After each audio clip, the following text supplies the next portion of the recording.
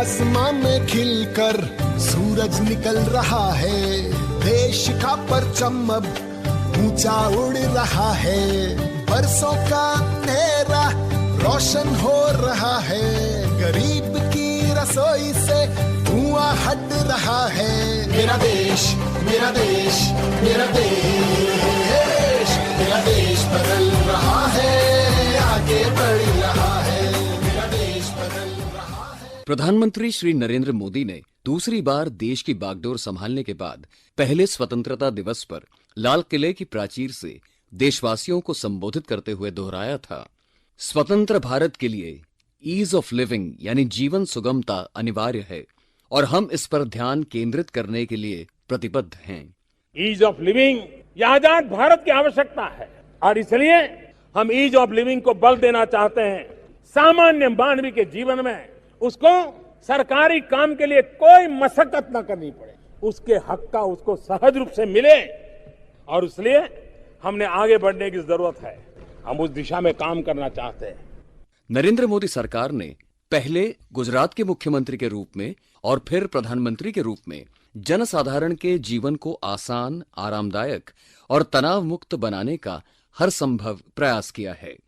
पहली बार मुख्यमंत्री बनने के कुछ साल बाद 2003 में श्री मोदी ने एक ऑनलाइन शिकायत निवारण प्रणाली स्वागत की शुरुआत की और ई गवर्नेंस को अपनाने वाले देश के शुरुआती नेताओं में शुमार हो गए। मुख्यमंत्री मोदी ने 2009 में तालुका स्तर पर स्वागत और 2011 में इसके ग्राम स्तर के अवतार का शुभारंभ किया। 2010 में संयुक्त राष्ट्र ने स्वागत कार्यक्रम को जन सेवा पुरस्कार, जन सेवा में पारदर्शिता और जवाबदेही में सुधार के लिए दिया। प्रधानमंत्री ने 2015 में डिजिटल इंडिया की शुरुआत कर एक बड़ी पहल की। डिजिटल इंडिया की परिकल्पना समय के साथ भारत को डिजिटल रूप से सशक्त बनाने और ज्ञान अर्थव्यवस्था में बदलने के लिए की गई थी। मेरा नाम अरबीना है, मैं अच्छाबल में रहती हूँ। आज मैं आपको डिजिटल इंडिया स्कीम के बारे में कुछ बताना चाहती हूँ। ये हमारे लिए कितनी ज़रूरी है। पहले स्टूडेंट्स के लिए हम ऑफलाइन क्लास नहीं दे पाते थे, आज हम ऑनलाइन क्लास दे पाते हैं। लॉकडाउन की वजह से हमें कोई नुकसान नहीं हुआ पढ़ाई में, कुछ में। जब हम डॉक्टर के पास नहीं जा पाते हैं तो हम ऑफलाइन भी डॉक्टर से एडवाइस ले सकते हैं, डॉक्टर हमें वहाँ से एक दवाई दे सकते हैं, हम उनकी बिल भी पे कर सकते हैं ऑनलाइन। इसकी वजह से हमें बाहर यहाँ हमें कॉलेज का फ़ी भरना हो, स्कूल का फ़ी भरना हो, हमें लाइन में खड़ा नहीं होना है, बैंक में खड़ा नहीं होना है। हम घर बैठे फ़ी या कोई भी बिल पेमेंट हो हम वो क्लियर कर सकते हैं घर बैठे। डिजिटल इंडिया स्कीम जो है हमारे लिए बहुत फायदेमंद है और आगे भी। प्रधानमंत्री ने यूनिफाइड पेमेंट इंटरफेस यूपीआई व्यवस्था को लोकप्रिय बनाने में महत्वपूर्ण भूमिका निभाई। अब भारत शायद दुनिया की सबसे अच्छी डिजिटल भुगतान व्यवस्था विकसित कर चुका है। कम लागत वाली इंटरनेट सेवाओं की शुरुआत ने लगभग 50 करोड़ उपयोगकर्ताओं के लिए इंटरनेट को आसानी से सुलभ बना दिया है। 229 से अधिक bank United payment interface UPI या रुपे कार्ड का संचालन कर रहे हैं। भारतीयों के लिए ये एक तरह से डिजिटल सशक्तिकरण युग की शुरुआत थी। डिजिटल संसाधनों को भारतीय भाषाओं में उपलब्ध सेवाओं के साथ सुलभ बनाया गया, जिससे इसकी पहुंच में वृद्धि हुई। इसका एक आदर्श उदाहरण उमंग यानी unified mobile application for new age governance app है। उमंग ऐप सभी भारतीय नागरिकों को 261 विभागों के माध्यम से केंद्र से लेकर स्थानीय सरकारी निकायों तक की 21,568 अखिल भारतीय ई गवर्नेंस सेवाएं प्रदान करता है। I'm there for you. मुझे कितनी तकलीफ होती है हर साल अपनी पेंशन पाने के लिए और ये बताने के लिए कि मैं अभी जिंदा हूँ। माँ जी, मेरे पास इसका भी इलाज है। आप घर बैठे ही जीवित होने का प्रमाण दे सकती हैं। हे भगवान, जरा सी खांसी, 600 रुपए की दवाई। मेरे फार्मा सही दाम सेवा से आपको पता है एक ही दवाई 50 से 600 रुपए तक की बिकती है और अब तो अस्पताल में दिखाने के लिए घर बैठे अपॉइंटमेंट ले लो। ऐप तो शहरी लोगों के चोचले हैं। आप अन्नदाता हैं, आपका ख्याल रखना हमारा फर्ज है। आपके लिए फसल बीमा योजना है, सॉइल हेल्थ कार्ड है, मंडी के और वैज्ञानिकों से खेती बाड़ी संबंधी सलाह है। इस मुल्क की सारा काम ऐप विच हुंदा है ते मैनू इंग्लिश दी ABCD नहीं आउंदी। अब कोई गल नहीं जी पाजी, मुल्क दी 13 जुबाना अज तुहाडा काम हो जूगा। हाँ जी। हाँ जी। यूपीआई से लेकर ई गवर्नेंस और कोविन तक भारत बड़े पैमाने पर प्रौद्योगिकी का इस्तेमाल कर रहा है और ये जीवन को सुगम बनाने में बहुत उपयोगी साबित हो रही हैं। मेरा नाम विश्वजीत देवनाथ है। मैं उदयपुर का गुमती डिस्ट्रिक्ट का रहने वाला हूँ। आज डिजिटल इंडिया होने पर जितना फैसिलिटी मिल रहा है उन लोगों को, पहले हम लोग सोचा था नहीं था। विशेष करके हम लोग जो ब्लाइंड पर्सन हैं, जो मोबाइल दिया हम लोगों को सेंट्रल गवर्नमेंट ने, आज मोबाइल की वजह से, डिजिटल स्टिक की वजह से हम लोग खुद अकेले चल सकते हैं। हमारी यूडिया का आईडी कार्ड जो मिला है हम लोगों को, इससे कितना फैसिलिटी है हम लोग भाप नहीं सकते हैं, बोल नहीं सकते हैं। ये कार्ड मिलने से बहुत उपकृत हुआ है हम लोग।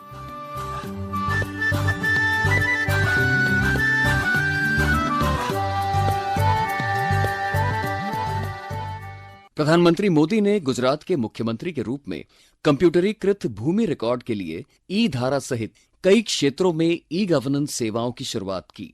नागरिक केंद्रित सेवाओं के लिए ई ग्राम, ई नगर पालिका और वन डे गवर्नेंस की शुरुआत की गई। नागरिकों को अब सरकार को दस्तावेज और प्रमाण पत्र फिजिकली जमा करने की आवश्यकता नहीं है।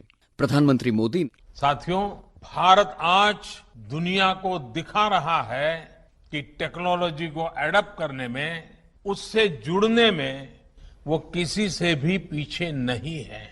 पिछले 7 सालों में भारत ने अपनी प्रगति को जो गति दी है, उसमें टेक्नोलॉजी के सही इस्तेमाल की बड़ी भूमिका है।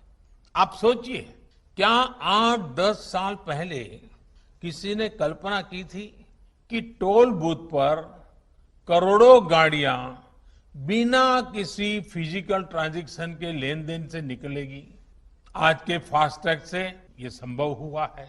क्या 8-10 साल पहले किसी ने सोचा था कि दूर सुदूर गांव में बैठा कोई हस्तशिल्पी अपने प्रोडक्ट दिल्ली के किसी सरकारी दफ्तर में सीधे बेच पाएगा?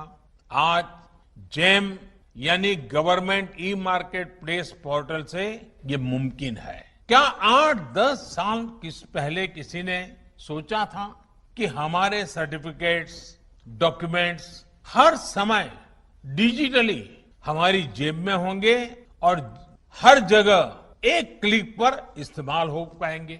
आज ये डिजी लॉकर से मुमकिन है। विश्व ने द्वितीय विश्व युद्ध के बाद कोविड-19 महामारी के रूप में अब तक के सबसे बड़े संकट का सामना किया है।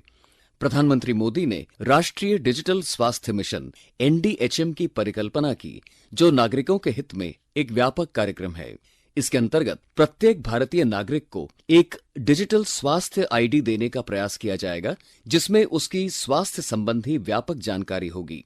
इसकी शुरुआत के 1 साल से भी कम समय में 11,90,000 स्वास्थ्य आईडी तैयार की जा चुकी हैं और 3,106 डॉक्टरों और 1,490 सुविधाओं ने इस प्लेटफॉर्म पर अपना पंजीकरण कराया है।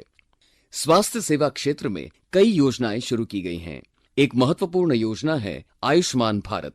इसका लक्ष्य कम आय वाले 50 करोड़ नागरिकों को 5 लाख रुपए तक का चिकित्सा बीमा कवर प्रदान करना है। इसे दुनिया का सबसे बड़ा यूनिवर्सल कैशलेस मेडिकल केयर कार्यक्रम बताया जा रहा है। मैं ग्राम फरीदापुर चौधरी, थाना इज्जत नगर का रहने वाला निवासी हूँ और मुझे यहाँ सरकार की तरफ से ये आयुष्मान कार्ड जो मिला है, इससे मुझे इतना लाभ हुआ कि मैंने अपनी आंखों का इलाज इससे फ्री करा दिया और ये मेरे लिए बहुत सहयोग की बात है। मैं अरविंद कुमार अहरबार, निवासी रजकड़ी मकरोनिया, सागर, मध्य प्रदेश। मेरे पिताजी को पिछले वर्ष अटैक आया। मेरे पिताजी का आयुष्मान कार्ड भी नहीं था। यही हॉस्पिटल की तरफ से मेरे पिताजी का आयुष्मान कार्ड बनाया गया। पापा जी को लाभ में दिया गया, उसमें कोई भी खर्च नहीं लिया गया। जो भी खर्चा आया था, एंजियोप्लास्टी, एंजियोग्राफी, पूरा आयुष्मान के तहत हुआ। महामारी के कठिन समय में शुरू किए गए आरोग्य सेतु और कोविन ऐप नागरिकों के लिए बड़ा वरदान साबित हुए। कोविन ऐप के माध्यम से इलेक्ट्रॉनिक रूप से टीकाकरण प्रमाण पत्र जारी किए जा रहे हैं। राष्ट्रीय स्वास्थ्य प्राधिकरण के मुख्य कार्यकारी अधिकारी डॉक्टर RS शर्मा ने कोविन के बारे में प्रधानमंत्री मोदी के साथ अपनी पहली मुलाकात को यादगार बताया। तो जब मैं उनसे बात कर रहा था तो माननीय प्रधानमंत्री ने कहा कि देखिए, इसको विश्व स्तर का एक प्रोडक्ट बनाना है हमें। अब उनका विजन ये था कि भाई केवल हमें अपने लिए नहीं बल्कि दुनिया के लिए इस प्रोडक्ट को बनाना है। शुरुआत की हमने 16 जनवरी से और आज सितंबर के अंतिम सप्ताह में करीब 83-84 करोड़ लोगों को वैक्सीनेशन लग चुका है और हमारी जो पूरी प्रक्रिया है वो डिजिटल प्रक्रिया है और हमारा सर्टिफिकेट WHO का जो स्टैंडर्ड है उसके मुताबिक में सब चीज शामिल है। उसके बाद वो डिजिटली वेरीफाइबल है। उसके बाद माननीय प्रधानमंत्री जी ने कहा कि इसको पूरा ओपन सोर्स करके हम दुनिया को गिफ्ट के रूप में इसको दें। तो ये हमारे प्रधानमंत्री का विजन और उसका दूरगामी परिणाम है। प्रधानमंत्री मोदी के नेतृत्व में एक विस्तृत राष्ट्रीय अवसंरचना पाइपलाइन NIP की घोषणा की गई, जिसका उद्देश्य सुरक्षित पेयजल, स्वच्छ तथा सस्ती ऊर्जा, सभी के लिए स्वास्थ्य सेवाएं और आधुनिक रेलवे स्टेशन, हवाई अड्डे, बस टर्मिनल तथा विश्व स्तरीय शैक्षिक संस्थान जैसी सुविधाओं से जीवन को आसान बनाने पर जोर देना है। विश्व आर्थिक मंच के वैश्विक प्रतिस्पर्धात्मक सूचकांक के अनुसार वैश्विक प्रतिस्पर्धा सूचकांक में बुनियादी ढांचे की गुणवत्ता के लिए भारत 140 देशों में से 70वें स्थान पर है। प्रधानमंत्री मोदी ने 2022 तक सभी के लिए आवास उपलब्ध कराने का लक्ष्य निर्धारित किया है और इस दिशा में अथक प्रयास जारी हैं। ग्रामीण क्षेत्रों के सभी घरों में बिजली पहुंचा दी गई है। मेरा नाम रतन लाल है। मैं पंचायत चकुआ, डिस्ट्रिक्ट रामबन, तहसील बटोर से बोल रहा हूँ। हमारे चकुआ पंचायत में पहले बिजली नहीं थी और बिजली नहीं होने की वजह से हम टीवी नहीं देख सकते थे, वॉशिंग मशीन नहीं चला सकते थे, ना हम कभी अपना मोबाइल चार्ज कर सकते थे और जिसकी वजह से बच्चों को पढ़ाई में बड़ी प्रॉब्लम आ रही थी। बगैर स्कीम की तहत हमें अपना बिजली मुहैया हुई है। अब हमारी जिंदगी जो है बड़ी आसान और मजेदार हुई है। इसके अलावा पेयजल के लिए नल कनेक्शन, धुआं रहित रसोई के लिए 8 करोड़ परिवारों को मुफ्त LPG कनेक्शन दिए गए हैं। किसानों के कल्याण के लिए कई योजनाएं लागू की गई हैं। इनमें प्रधानमंत्री फसल बीमा योजना, किसान क्रेडिट कार्ड योजना, प्रधानमंत्री किसान सम्मान निधि इत्यादि शामिल हैं। जनधन योजना सरकार की एक और महत्वपूर्ण योजना है। इसके तहत 42 करोड़ 83 लाख बैंक खाते खोले गए। ये संभवतः दुनिया की सबसे बड़ी वित्तीय समावेशन योजना है। पेंशन योजना से 4 करोड़ 58 लाख पेंशन भोगी लाभान्वित हुए हैं। प्रधानमंत्री मोदी आजादी के इतने साल के बाद भी 50% से ज्यादा लोग अर्थव्यवस्था की जो रीढ़ होती है, बैंकिंग व्यवस्था, उसके दरवाजे तक नहीं पहुंचे थे। गरीब से गरीब की व्यक्ति का देश की आर्थिक मुख्य धारा से जुड़ना, ये अपने आप में बहुत बड़ा अचीवमेंट है। सरकार ने तो तैयार किया था, RBI ने माना था, बैंकों ने मदद की थी कि हम जीरो बैलेंस अकाउंट खोलेंगे और आप देखिए गरीब की अमीरी देखने का इससे बड़ा कोई अवसर नहीं हो सकता। उसमें 41% लोग ऐसे हैं कि जिनको लगा कि नहीं मुफ्त में नहीं करना चाहिए, कुछ न कुछ तो रखना चाहिए और 14,000 करोड़ रुपया उन्होंने जमा करवाए। 14,000 करोड़ रुपया, मैं समझता हूं इससे बड़ी गरीबों की अमीरी नहीं हो सकती। बिचौलियों को दरकिनार करते हुए 320 से अधिक योजनाओं के लाभ की राशि सीधे लाभार्थियों के बैंक खातों में अंतरित की जा रही है। DBT के माध्यम से 9 सितंबर 2021 तक 18,69,000 करोड़ रुपए की राशि सीधे लाभार्थियों के बैंक खातों में अंतरित की जा चुकी है। इस प्रकार अपना अधिकार अपने द्वार का प्रधानमंत्री का सपना साकार हुआ है। ये असीमित उपलब्धियां और इनके बेमिसाल नतीजे किसी को भी प्रभावित कर सकते हैं, लेकिन प्रधानमंत्री मोदी इनसे संतुष्ट होकर बैठने वालों में नहीं। दिनों दिन बढ़ती आकांक्षाओं के अनुरूप जीवन की सुगमता को बढ़ाने की दिशा में कीर्तिमान स्थापित करने की उनकी यात्रा अनवरत जारी है। ईज ऑफ लिविंग सुनिश्चित करने में एक और चीज अहम भूमिका निभाती है। हमारी अर्थव्यवस्था, हमारी पर कैपिटा इनकम $5 ट्रिलियन अर्थव्यवस्था बनाने का लक्ष्य है, उसके पीछे सोच भी यही है। गरीब को बिना सहारा कारोबार वो कर रहा है, किसान की फसल को बीमा कवर मिल रहा है। मेरा देश, मेरा देश, मेरा देश।